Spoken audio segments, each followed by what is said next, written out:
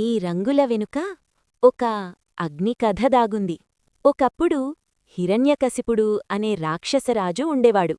తనే దేవుడిని అని ప్రకటించుకున్నాడు.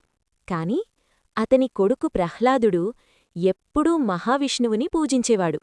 ఇది చూసి హిరణ్యకశిపుడికి చాలా కోపం వచ్చింది. అతను తన చెల్లెలిని పిలిచాడు. ఆమె పేరు హోలిక. హోలికాకు ఒక వరముంది. ఆమె అగ్నిలో కూర్చోగలదు. ఆమెని అగ్ని ఏమీ చేయలేదు.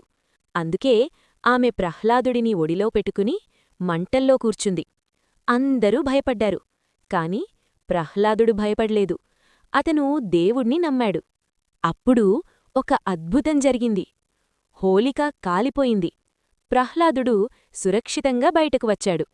ఇది చెడుపై మంచి గెలిచిన క్షణం.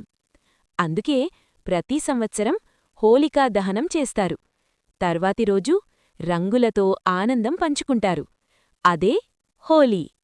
అందరికీ హోలీ శుభాకాంక్షలు.